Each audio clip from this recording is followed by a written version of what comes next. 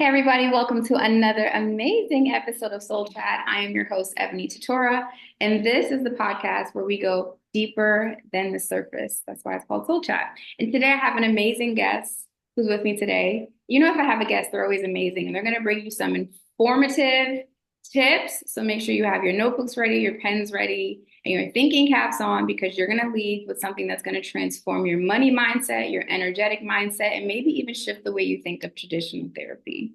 So I have with me the amazing Nicole Rose Stillings. She is a money activator and intuition trainer whose mission in the world is helping women become the wealthiest versions of themselves in vibration and manifestation. She's a trained Reiki master, certified medium, and has years of experience as an executive coach. She's also a two-times founder, TV personality on HBO Max, and advisor, investor in female-owned businesses. She recently has given talks at TEDx, London Business School, Citibank, Salesforce, Sovos, Divine Feminine Leader, and more. So welcome the amazing Nicole Rose Stillings, which I love your middle name. Aw, Thank you so thanks, much Claire, for saying so much. yes. Yes. Thank you so much for saying yes to this episode. And I knew I had to have you on because I know for me, the shift came when I understood it was about the energetics. So we're going to dive into energetics. I think even though we can talk about it at a surface level, I kind of want to dive into what does that mean? And then I have some questions that I really want to touch on that are slightly controversial, especially when it comes to wealth and like how does that look as well as therapy. But before we get into it, my first question always, I love a good bio, but I always say, what is your story? What is my story? Okay, yeah. So it's funny because my story is different when in relation to different topics. But let's go with my money story since we are going to talk about the energetics of money today and why I've made it like part of my personal mission to help women with this is because of my own confusion growing up. Mm, So it's funny because I feel like when you read books by other money coaches, like there are plenty of people doing things that are similar to what I'm doing from their own perspective, but everybody's story is like they were flat broke and now they're rich. mhm. Do you know what I mean? And so I was nervous to tell my story because it's not that. Yeah. There were moments that were harder, but like I wasn't flat broke and then now wealthy and I'm not super wealthy yet. You know what I mean? So I'm in this weird middle zone, but maybe there are people that can relate to this, right? So it's like when I was growing up, um, my mom came from Italian immigrants. So her family came over to the US with like $6 to their name. That's real. That's a real fact about them. So They they hold really down. had nothing. They were totally broke. But that was my grandpa, right? So my grandma and grandpa, so the generation above. So, but they raised my mom and she was one of six. Then went on to have six kids with no education and like still learning the language. Just like it was kind of like a shit show, right? Excuse my French. At first, when they got over the US, and it was very, Italian is very old school culture. My mom was not encouraged the women were allowed to go to college, but they were not encouraged to go to graduate school or anything like that. So my mom did end up doing that, didn't speak to her family for a year or two because they ostracized her for becoming a doctor. And, now she's the protector and caretaker of everybody, right? When you have a big family, you need doctors in the family. But so she really like scrapped her way from the bottom up. And so her mindset is very different than my father, who his family had, just had been in the US for a long time. My grandpa was like relatively successful. He was a chemist at Kimberly-Clark. He was actually on the invention team of the tampon. I just think that's pretty cool because I'm That like, is cool. oh, right. It's like, need that so much. Thanks, Gramps. He wasn't not just him, but there was a team of people. But yeah, so my dad had more of an abundance mindset. And Mm, so as a child, it was confusing for me to see my mom who felt stressed more and lack. It was just still, even though we did have enough, like seriously, I don't know how I got programmed if we didn't have enough because my physical needs were always met. I'm not yeah. going to say every other need was always met, but my physical needs were always met. So it was this really strange dichotomy and they bickered over money too. It was not like the partnership was challenging, right? And they say something like 80% of divorces are because of money. issues, right? And I really saw that growing up because they just fought like cats and dogs over money. And it was stressful. So I was just like, as a child, I was very confused. Like, are we poor? Do we have money? Why is everyone constantly fighting over money? But I go to a private school. Like, Yeah. it doesn't seem like there's no money. Like, Mhm. there's nothing I needed I didn't have. But my mom and my dad just had such different views. So my dad was very like, you can build anything you want. You can be the CEO of your own company. You can be a millionaire one day. Like, if that's what you want, like, you create it. Like, he was very much like, they didn't use the term manifestation back in like the 60s, 70s, 80s, right? But that was very much his upbringing and his mindset. But my mom was like very focused on like lack and scarcity from like just not having enough as a child. Like, it totally makes sense, Yeah. right? That got programmed into her at a young age. So that was when my money journey and my excitement and curiosity about these topics started, because those two parts, I'm like 50-50 split, which creates a lot of cognitive dissonance, right? To get into like a psychology or therapy term for a young person or an adult, if you've got these two belief systems that you're unable to reconcile, Yeah. right? So that's literally why I do this work. Yeah. I can It's resonate with that calcium for so me. much. Yeah, I can resonate with that so much because I always tell people, it's like the way that I lived in my household is we lived month to month on public assistance. That was my household, but Yeah. always had our needs met. And my mother's parents were like upper middle class, so we would visit my grandfather.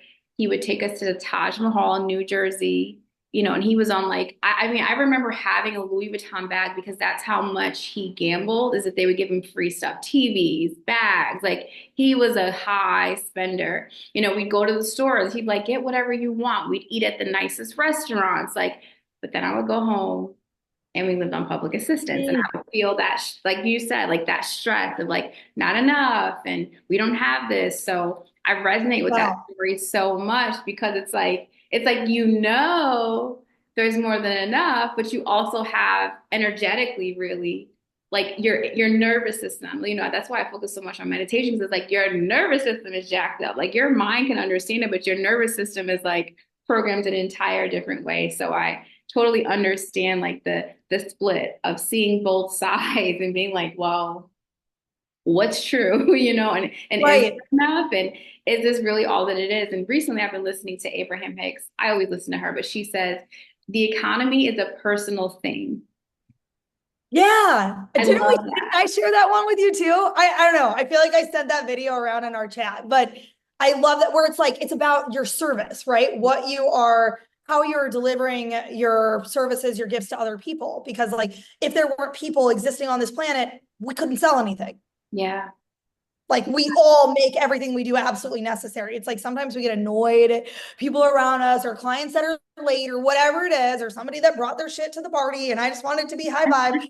Or whatever it is. But it's like, no, literally, it's the people create the Yeah, economy. we So do. We do love that. 100%. Yeah. So your way to really discovering your abundant self and making that switch. So I take it did you try traditional therapy as like a means originally? Was that like your method of like, because I think, I'm sure we're like around the same age, but I think traditionally I grew up with like that was the method, was that you go Yeah. to a therapist and like that's how you sort out all your things. So it's actually, so yes, short answer is yes. The more interesting version is that I didn't think I needed, probably did need, but I was young at the time. So it's not that and by the way, it's not that I think there's anything wrong with therapy. I think there's a time and a place for therapy. I think there's a time and a place for antibiotics even. Do you know what I mean? I think there's a Right. time and a place for Yeah. everything. It depends on the vibration, Yeah. the state, the emotional state of the individual and their consciousness level. That's Yeah. it. Yeah. So where I'm at right now, therapy just like wouldn't be beneficial to me, because I don't need to sit and talk about my problems. I'd rather talk to somebody who's like further along in their business and has insights, is either psychic or intuitive and can see things that I'm missing, right? Because we're all blocked. Like, that's my preference over therapy. And it's Right. not that different in a way. I'm still looking for guidance and answers, Hmm. right? But it's a focus on the positive rather than the negative. That's where I get tripped up about the therapy thing, is like, even in my coaching calls, they're like, this, you're a coach too, right? If we let somebody talk for half the session, about everything that's wrong in their life, it's going to be really hard for us to raise our vibration by the end. Yeah. Right. So I don't do that. I have like a strict rule with the people who work with me. Like there are people who haven't stayed in coaching groups or memberships of mine because I've sidebarred them and been like, hey, this isn't, you can't have 20 minutes to yourself in this group to tell everybody how your world is falling apart when like it's really not, because you're in this group. You have a great job. You have a law degree. You have, all 2, 3 dogs. You own 2 homes. Like Yeah. it's like not that bad, Right. but like your brain. So anyway, Mm. so that sounds like a very specific example. It's But okay. sometimes you have to check people a little, but later they do come to appreciate. Nobody wants to hear that in the moment, but that's a therapy setting. Like if you want to just go and dump on Right. somebody, go to Yeah. therapy. It's good for that. And then eventually after the dumping, you're going to realize maybe there's a better way. Like everyone needs to go through that evolution, right? To then decide they want to work with healers or coaches or mediums that they trust or whatever it is. For me, when I was 10 years old, my parents, nobody like wanted to put me in therapy. The court judge mandated therapy because my parents were arguing and fighting so much during their divorce. They got, long story short, money did break them up. They got divorced. They were both brain doctors though and doing well, but they were just fighting like an obscene amount, throwing wine bottles at each other's heads. Like it was scary as a kid when they were living together. It was better when they were not living together. Yeah. All And when they got feelings. divorced, they were just like, the fighting was still so bad. The judge was like really worried about our mental health. And so she ordered what's called a guardian ad litem, which is a lawyer for the kids, which Yeah. isn't usually required, and therapy for my sister and I, even though I was like 10 or 11. Mm-hmm. So I think it was helpful for me in that moment. Yes. That's what I mean. There's time and a Yeah. place. Yeah. And I Yeah. stayed in it for upwards of 10 years. So I can't be like, therapy as a system doesn't work at all. But like, do you grow as quickly in therapy as you would in a coaching or healing environment? Statistically, Yeah. I think so. So Right. And as you said it, I think I always go back to tradition, right? Because I'm very unorthodox in the way that I think, I'm a mom. So like there's been times where my kids wouldn't take formula and I would think, well, what did they feed their kids 200 years ago? If formula wasn't available, what would they have done, right? They would have been like chewing the food and giving it to the baby, right? And I remember I ended up juicing like fruits and vegetables for my second daughter, and the doctors were like, how could you do that? And I'm like, it's natural. Like it's from the earth. Like, how could that be so bad than me using something that's made in a factory that, if you've ever seen formula recalls that, there's recalls that because they have bugs in it, there's recalls that have metal in it. Like, come on, people. Like, so I think you're right that there is a time and a place for it, but we're here to evolve, right? So when I think about the tradition of what we now call therapy, um, you would have seen your medicine woman, right, in our tribes, yeah. or you would have seen the medicine woman, you would have seen the collective shaman, or whatever other cultures call it, right? There's something I've seen where they said, like if someone was sad, they were prescribed dancing, right? So it's just like there's things that we've moved so far away from that and again, it's not to talk down about traditional therapy because everything does have a time and a place, but how do you evolve if all you do is revisit the problems or revisit the trauma and talk about the trauma? And then some of us become so good at talking in circles around our therapist and or not being authentic and honest and Yeah. vulnerable enough that, I mean, you could just go to therapy and lie. You can go to therapy, it's just like with your friends, or if you ask someone, hey, how you doing? And they go, I'm okay. And it's like, I listen to people. So I know when people are not okay and they're just like bullshitting me. But, and that will step into energetics, just talking about that. But, sometimes I think everyone should consider other modalities that help us to shift the energetics of where we're going. And like you said, it's like if I've interviewed a guy who had bipolar and healed himself, right? And got off meds, right? And he tells a story. Like he tells a story about how he got to a place where he became someone who had bipolar and he had that split happen. And I do think, because I've studied energy for so long, I do think mental illness has a large foundation in emotions.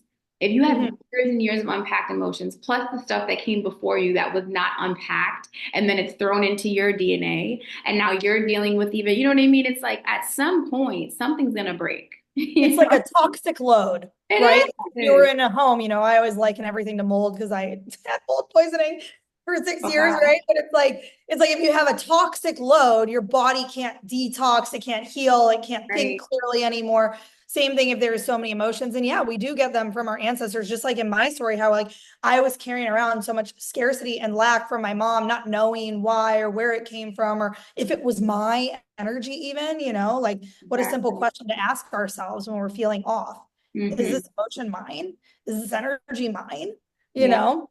Yeah, that's it. That's so important. I always say if it feels heavier than the shit you can carry, it's not yours. Like if you just wake up and you're just like, I feel heavy as hell Yeah. today, it's not yours. Like that's you're processing other people's stuff, in your family and you're the one to feel the thing. So let's kind of get into the energetics of it. What was that tipping point for you where you recognize, okay, it's not a thinking thing. Like I need to go from thinking to feeling my way into this new life, this new mindset. And I know you talked about it a little bit in a different podcast, but like visualizing your way into being on TV and like those different things. Like, what was that tipping point for you? Whether it was a book, a seminar, or someone you met that made you really shift like the energetics and the feeling of abundance. I mean, that's hard to say because I'm 12 years out from when I started this work on myself and my business. I only have been coaching and teaching on that body of work for like 4.5 years, but I was building that, I had a $1 million entertainment DJ business. That was like my primary focus in my 20s and early 30s. Like I read so many things. Like, I'm trying to think. I also had to get rid of all of my books when I moved out of the last apartment just to like make sure there was no Oh, mold or anything like that, which is so hard, right? To give up all yeah. those pieces of like your educational journey, right? Your ascension. It's like I did like to go back and reference stuff that was flagged.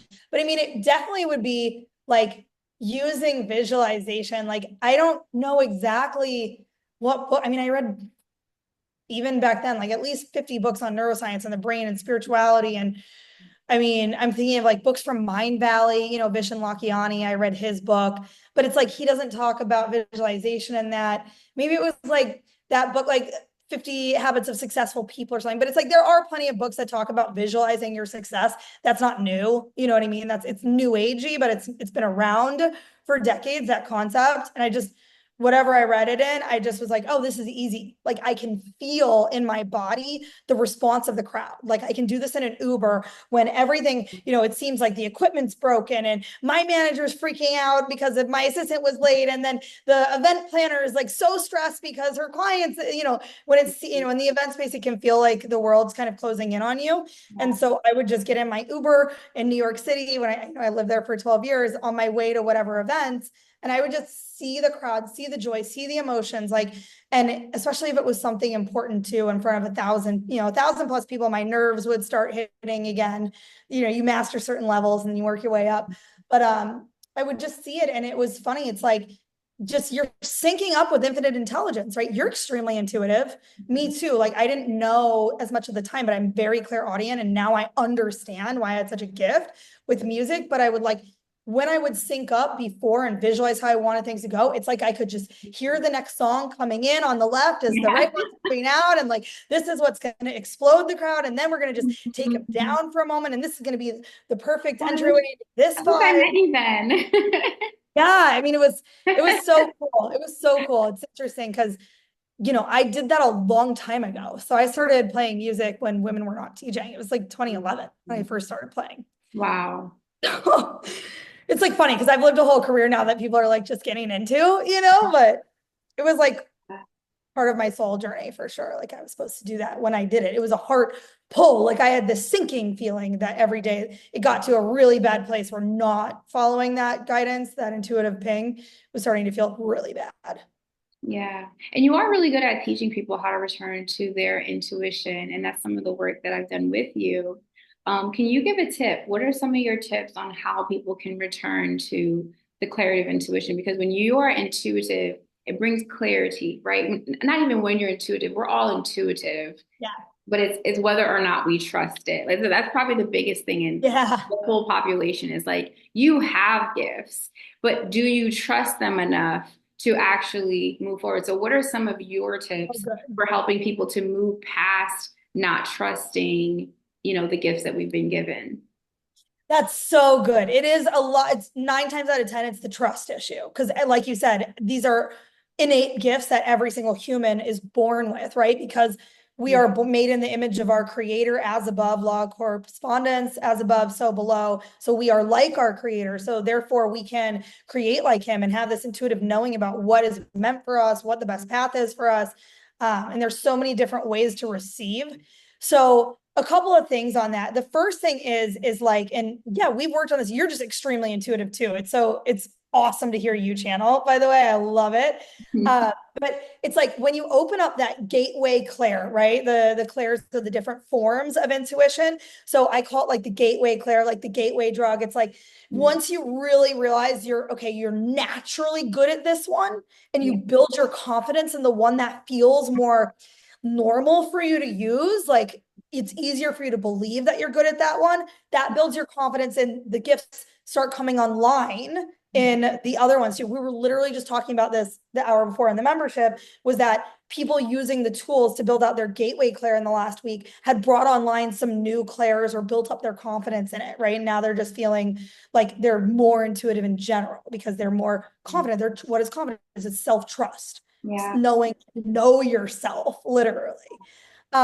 So that's really good. Expanding that form of intuition that you've already kind of innately know you're pretty good at. So whether that's, clairsentience, claircognizance, clairvoyance, claircognizance, clairsentience, clairvoyance, clairaudience, right? That's psychic hearing. That was like what I was using when I was DJing and not even realizing that like it just, there's no way that I just like knew how to do stuff. Like it was like my ascension was too quick almost, right? It's like it wasn't 10 years of training. Mhm. Mhm. But so yeah, so opening your number one is opening up your gateway clear more. Number two, a great thing is just like when you get an intuitive download, write it down. And then when it happens, like write that down, like prove to your brain you're rebuilding these neural pathways of trust, right? Like some of this is really based on neuroscience that it's like, we've got to prove like your programs, your parents, media, everybody around you, maybe your partner, if you dated somebody wonky, right? Or borderline abusive or whatever it is, right? Like most young women have been there at some point when their confidence was lower, right? So it's like, it's really just like starting to build that trust, that pathway in your brain that, oh yeah, I got this. I'm good at this. I am a naturally gifted intuitive. I can trust what I'm saying, right? Because the world beats that out of us, every single person. Mhm. Uh, so just writing that list, recording, clocking to your brain these micro moments of every time you notice something and it happened. You had an intuitive ping about something and it happened. You saw a dream or a vision of something and it happened. Clocking that proves to your brain that you're good, that your Yeah. intuition is true. Yeah, that's so good. That's so good. And something that we actually did, which I find I never called it, what I called it was a clarity exercise. And I remember doing a podcast on it, and I had done it to myself when I was interested in leaving this relationship. I was in a relationship for 11 years, and I remember like sitting in my desk chair, and I remember holding my son, and I closed my eyes, and I was like, okay, what does it feel like for me to leave? And I felt I had a vision, and I felt in my body just like it was just explosive. It felt great. I saw myself like skipping down a road. And then I thought, well, what if I stay? And then everything in me just went, it just like shrunk. And I felt like everything just got dark. And I knew immediately, okay, this was the choice. And I had never sat with my body long enough up until then to really understand that my body knew. So that was something that you brought back to my awareness is that like your body does know. And if you can sit with it long enough, it doesn't even have to be long. If you can just sit with it and feel what it feels, feel, did it get restricted? Did it feel free? Yeah, You can tell the difference immediately. And I think a lot of people, we get so in like the thinking space that we don't bring it down to just be in the body, for to, sure. yeah. Such a good point. Yeah. And so you're right. It can be just as fast. I love how you use that. You're kind of connecting to your future self in that example. That's a great example. I hope people are replaying that, because for anybody too who's unsure if the partners are, and I hear this, and even though I coach on money and intuition, people will ask me sometimes this stuff, right? Because I can't be like, yeah, you know what, this isn't what you paid for. No, I'm like, I'm gonna help them with whatever they want, right? Because that's what that human needs right now to move on to the next level. But yeah, that's such a good tool. Sitting with what the future of it feels like, and you could use that for goals. Like, is this the right goal for me? Is this a soul aligned goal? How does it feel when I have it on December of 2025, right? Because I'm very goal focused right now, because that's what I'm teaching on and helping everybody with right now. But it's like, how does this goal feel in my body? Am I happy when I achieve this? Because we know that goals we manifest from the ego do not bring that level of satisfaction and joy. They only bring next, more, more. Yeah. Right. Mm-hmm. So sitting with that, I love the relationship technique. Another quick thing of a way without like developing your whole clairsentient skill, right? That's what you're talking about, is the ability to feel it. You're also seeing it. You're you guys, Ebony is all the clairs. I have tested her intuition and she is all the clairs. So you guys are lucky to be listening to her sharing her deeply connected intuitive wisdom on this podcast all the time. But so you're very clairvoyant. You are seeing and feeling what the future experience would look like in the relationship if you stayed or if you ended it. Great, amazing. And you got such a clear answer. A really quick way to feel in your body is like, let's just say, like, everybody repeat this 3 times in your mind like a mantra, right? We're talking about the mindset around money too. I am an abundant queen. I'm a wealthy, abundant queen. I am a wealthy, abundant queen. I am a wealthy, abundant queen, right? It looks like you're saying the energy is expansive. It feels good. And there's movement up and down your chakras. But like, what if you think like, I'm a broke loser? Some people say that shit to themselves, though, girl. I know you're laughing. I know. Right? They're not my friends, though. Right? It's like, how do you, like, immediately your energy contracts. I feel nauseated in my stomach from saying that once, but say it 3 times, say it 10 times, you're going to feel the difference in your body's response. Yeah. And I always tell people, I said this on my last podcast, was that, I remember doing this seminar. At the time, I used to do nonprofit seminars, and I had to stop because I was like, listen, nonprofit sometimes attracts broke people, and that's not my people. But I was doing this seminar on affirmations and repeating things to yourself to shift your reality. And I remember this guy goes, why would I do this when it feels like I'm lying to myself? And it just like stops the room. Like the whole room goes silent, right? Because everyone's like, yeah, why are we doing this? Like some people got it, some people were into it. And I know there's always going to be people who resist a little bit. And I go, well, you lie to yourself every single day. I said, who told you had to be poor? So good. That was the only reality, and I think it really made him think, because it's like we don't ever stop to think, well, why am I like this, and why do I believe this is all I deserve, and why do I always not have enough, and why do I always feel restricted, and why can't I? Like, we don't stop to think whether first you start with your story. That's why we say, ask people, what's your story? Because you have to piece apart your story. You have to know, what is your story? How did you even come to be? To think the way you think, to carry the things that you carry. And there is another way. If you see people in the visible world with your 2 eyes living any other way that you think is desirable, that is proof that it exists. And I think people forget that. It's like people who may be single, who might see people in relationships and think, oh, like, I'm so jealous. I wish that was me. And it's like, it could be. Just switch your mindset because you're not even thinking the right way to attract it. If you're jealous and envious of something you see, that you're not realizing God is showing you this is possible, stay on track. You're looking at it like from the opposite view, where you're like, oh, like, why not me? Right? For sure. And that decreases your magnetism, and it literally keeps the thing that you want at arm's length. Whereas if you see that thing, this is one of the blocks I talk about in my energetics and money training, like that envy or jealousy that so many people feel, and that social media is programmed to create, right? So some of this is the world is working, tech either is working for you or against you. You have to decide, right? So it's like managing your relationship with the things, the images and the flash that you see on social media. Does this mean I can't have it? Or does it mean that it's meant for me because my reticular activating system, my brain noticed it? oh, wow, if I noticed it, that means it's possible for me. That means it's coming for me. That means my brain is flagging the things that I want back to me to remind me it's all on the way. Yeah. Right. So I loved your response to that guy in the seminar, by the way. Yes. That's Yes. so good. Yes. So good. I would have I thank taken God that this I can there. think quick on my feet. You're And I love great. that You're you just amazing. quickly brought up the reticular activating system and everyone that, like, even if you don't remember what she just said, that is when it's like that's an example of like when you buy a car and all of a sudden you see that car everywhere. Now it's in your awareness.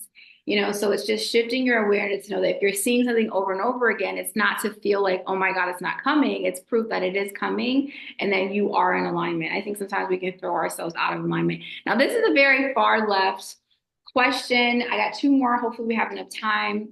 I think we can get through them both quickly. So, do you If we think? go a couple minutes over, we're good. So yeah, go around. All Do good. you think I actually had this talk? I talked about this on TikTok because I think a lot of times as we shift into like a wealth mode, we think wealth only equals luxury, right? So I can't be wealthy and go to like Goodwill and shop, or I can't be wealthy and like it's just certain things that we don't do. And I think and I did share, I said it is a fine line, right? Because there's certain environments that I can't put myself in because they literally make me feel in a vibration that is not desirable or conducive to my higher self, right? Right. But do you think, because I think that's the mix that if there's one thing that I think social media teaches us is that, well, if you're wealthy, then you should be sitting in first class. If you're wealthy and you have a wealth abundance mindset, and it's like, where do we find that middle ground of wealth, luxury, like all the things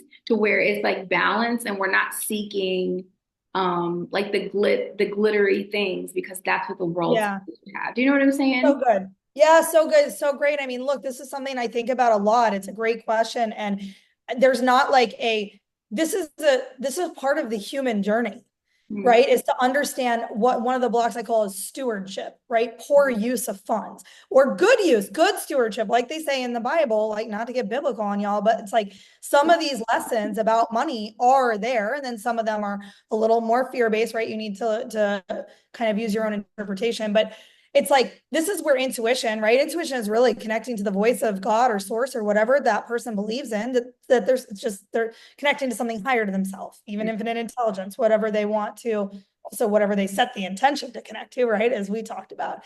But it's like, so is this a good investment?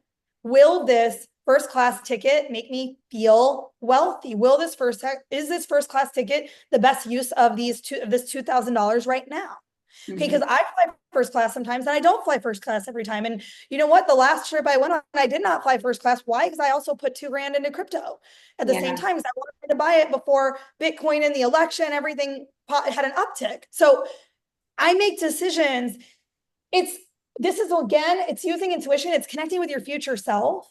right? It's like you said, it's everything we're talking about. It's syncing up with the feeling. Does this feel like the wealthiest version of me? But also, is my future self going to be glad that I invested in this now? Yeah. Or is this going to be like a handbag that sits on the counter or in the closet with my 10 other Chanels? Like I'm selling some Chanels right now because my 20 self person did not know this, right? So it's like, is this, no, I'm dead Yeah. serious. I'm like, I don't even feel good owning as many things as like were important to me in the Yeah. past.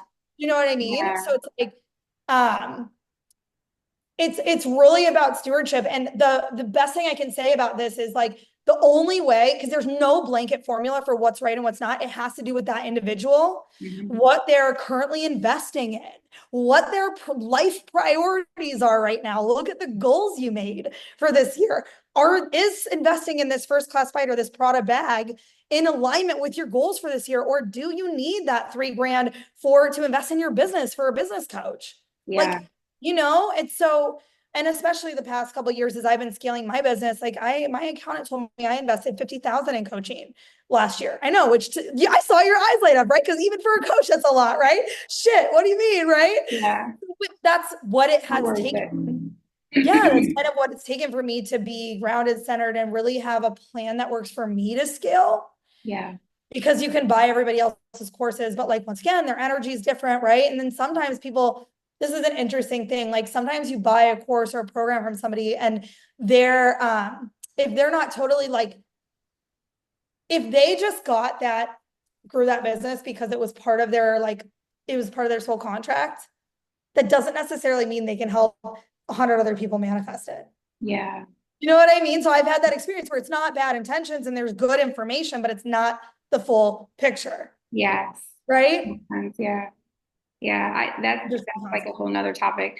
But Yeah. I've never regretted coaching. I do definitely, I think the reason why I ask this question is because I know for me, especially growing up, not, having that, I had friends who, they didn't have family members that had money. You know what I mean? Like they were sleeping on mattresses on the floor. And I was like, my mother would never let us sleep on the floor. Like that's crazy, or I was coming back from school with like, I had an aunt that worked at Tommy Hilfiger, so that I just would tell them my size and then they would just bring me a bunch of stuff. You know what I mean? So I had all these So good. experiences, but I think a lot of times I think the social media worldview, ads, marketing, it gears us towards, well, if you're wealthy, then you elevate into the Gucci, the Louis. And for me, I'm just like, like, I just I'm at a space where that I don't really subscribe to that because I think sometimes it's just a view, like how people view you versus do you need that?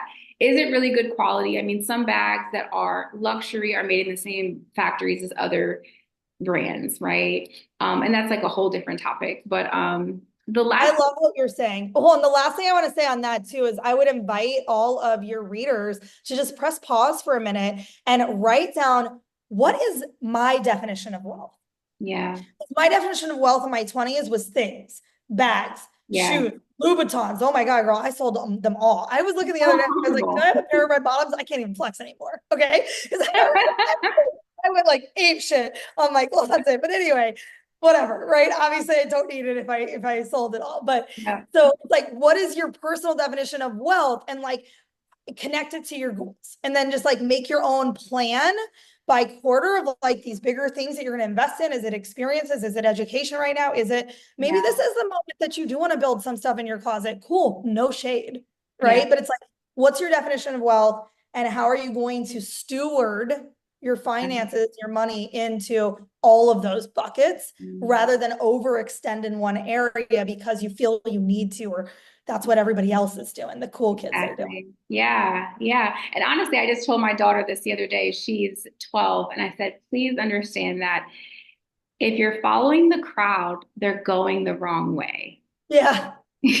Like, I swear to God, I had that lesson as a 13-year-old, like following the crowd. My brother was in the crowd and we got expelled from school. And that stuck with me for the rest of my life. And I was like, even if it's family, if you follow the crowd, everybody's going the wrong way. Like, I don't care what anyone So says, good. the crowd is going the wrong way. And also, I mean, I personally love supporting local businesses, local boutiques. That for me feels good. It feels aligned. Just on many fronts, when we talk about, luxury, and I have a thing with like Temu and Shein, like all of those things. I'm just like, and I think it's hilarious that the Temu app says shop like a billionaire, but that's again a whole nother topic because it's like billionaires don't shop every day and buy 30 things that cost $100 altogether. But anyways, the last thing I would like to say is, do you have any tips or any last final words that you would love to leave the audience with? Oh, well, I mean, well, first of all, we gave some really good ones. I feel like there was like actionable tools that someone Yeah. could like listen to this a second time and absorb more of. So that would be one thing I would recommend is if you're interested in working on your money mindset, like listen back one more time. Like there was good advice for hearing you, good tools and advice for you in here. I mean, I will say it again. It's like your intuition, like learning to develop your intuition, like it's just such a priority in life, like to deprogram everything that your parents and the media and news programmed you with so you can get back to that authentic truth and then have this clear vision of your future goals, of how you want to steward your finances, of who's the best partner for you, like into what to do about your health, right? Intuition works for every main category of your life. And it's a surefire way to get answers about anything you need. So that's something I love teaching. And if people are interested in, going down that rabbit hole, I don't have we teach it in my membership. We just went through a big month on intuition, but we circle back to themes. But that's something that, you're welcome to get in touch with me if you're, want to do an intuitive session, intuitive coaching session, or I'll teach. Sometimes I'll just read your higher self. Sometimes I'll teach people how to do it, right? Depends on what the person wants. That and just like also know too, it was coming to me when you said that thing about when we're feeling too much emotion. I just feel like I have to come back to this for a second. When there's too much emotion, like I loved your example of like, if you're carrying too much, then some of it's not yours to carry. You Mm. do a really nice job, by the way, at giving these just like very quick blanket one-liners that it's like, it's sticky, right? So it's going to get in there and marinate, and it's going to really be helpful Mhm. to the person who heard it, to your clients or your child or, you know, a podcast listener. Love that about you. But so one thing on that I would say a step further is like, that's where if there's so much emotion that it's literally not coming from your circumstances in life, Mhm. guess what? That's dark forces, babe. Mhm. That's dark forces. So just kind of like, I would encourage everybody to start waking up, doing their own research about the fact that there's a physical, a mental, and a spiritual plane. And like things can manifest on the spiritual plane that are good and not good. Right. And it's not about our beliefs. Like they take up space. They have their own energetic body, just like how we do, right? And what we can see is only like 1/10 of what's actually, or less of what's actually going on in this universe.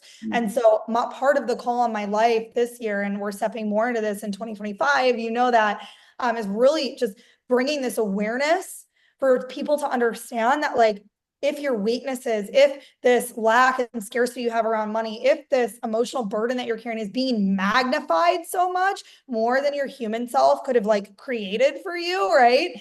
Then that's dark forces. Yeah. So I'm offering those clearings now, and I'm going to be teaching it in my membership in January. And so that's an invitation to really start seeing into the universe and understand what's good from bad and get your power back. Mhm. Learn how to clear it out of your life and the lives of your family or your clients or whatever you want to use it for good. Like I just feel like I'm creating an army for God's rich good, like to be wealthy and protected. Yeah. Right. That For was sure. my mission, had been about money for so many years and manifesting your best career and your business and all that. And that's great. But the other side of it is that what I've seen, and now I've coached over 130 women, or like in my groups too, it's like what I've noticed is that when the adversity is too much, but they've got the skills, the know-how, they've got the desire, the attitude, the personality, like they've done the work. That's dark force. That's spiritual warfare, Yeah. you know? Yeah. And I love that you mentioned that, because I also want to remind people, it's we're more than, and the other thing is we're so much more than capable of, protecting ourselves and, getting in alignment, understanding that. I think the last thing I will say is, don't pay attention to what the media shows us. I always tell people the reason why spirituality is so scary for people is because the only movies you've ever seen are demonic movies. There's like Mm, three movies I can think about that had angels in it. It's like one angel, he's like smoking a cigarette, which I don't doubt that they do. I'm just saying. I think they can live a little bit of their life too. But we kind of go to that route where there's all this fear. So the last thing I will say is, watch the fear intake you have. I am not a scary movie person. yeah. I don't plant fear into my spirit, and I work really hard to make sure that I'm protecting myself in that way, to where I'm not planting fear in my spirit. So when it feels like I have to navigate these things, it feels more challenging. Where can we find you? Where can we find you? Book a session, follow you, work with you. Oh, good. Yeah. So Instagram has all my links on there for the different like one-off sessions that I offer.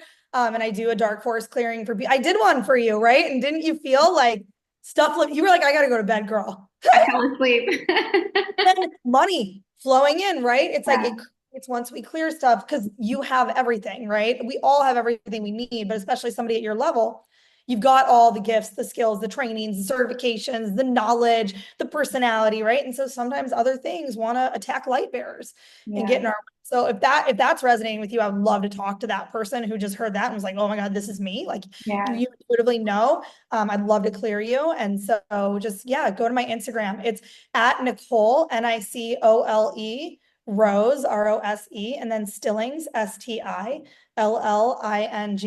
just Nicole Rose Stillings. It's also my website, but like I'm putting, some of this stuff is newer. And so that's those messages, those reels kind of with free tips and stuff in them. And then if you're interested in booking anything, that's going to be on my Instagram, link in bio. Exciting. Well, thank you so much for all that you do. Thank you for continuing to follow your intuition.